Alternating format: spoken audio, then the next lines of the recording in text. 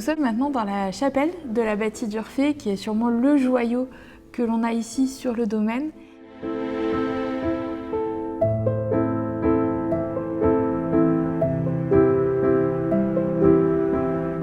La chapelle de la bâtie d'Urfé était considérée comme l'une des plus belles chapelles de France sur la moitié donc, du XVIe siècle. Claude d'Urfé va y mettre toute sa personnalité. C'est une chapelle qui est particulière, c'est une chapelle qui est étonnante.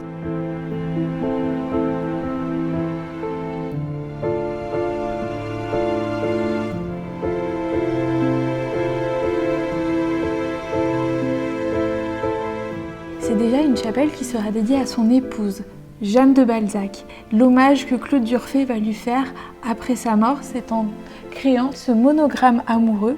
Les deux C entrelacés sont pour Claudius, Claude en latin, et le I au centre est pour Iana, Jeanne. Cette chapelle est le symbole d'un amour personnel qui est uni pour l'éternité dans le triangle de la Trinité. Ces deux symboles, vous pouvez également les apercevoir sur la voûte.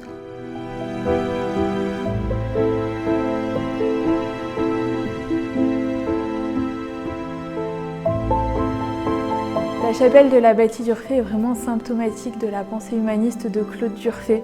On y retrouve dans cette pièce aussi bien le raffinement de la Renaissance italienne que de la Renaissance française.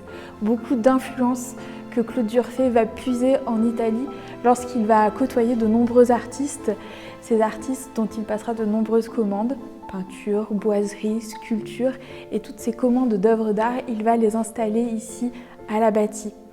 Et c'est ce faste, c'est ce raffinement qui va faire de cette chapelle être considérée comme la plus belle chapelle de France à une certaine époque. Cette chapelle, malheureusement, le perdra au XIXe siècle lorsqu'un propriétaire du château va faire faillite et afin de rembourser ses créanciers, il va organiser le démantèlement de toutes les œuvres d'art, tout le décor que Claude d'Urfé avait mis tant de temps et d'énergie à rassembler et à installer au XVIe siècle.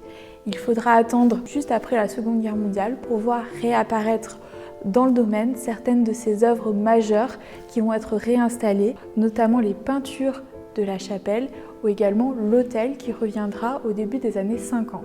Il y a certaines de ces œuvres qui ne sont pas de retour au château, qui sont visibles par tous dans certaines grandes institutions mondiales. Par exemple, les boiseries se trouvent au Metropolitan Museum de New York.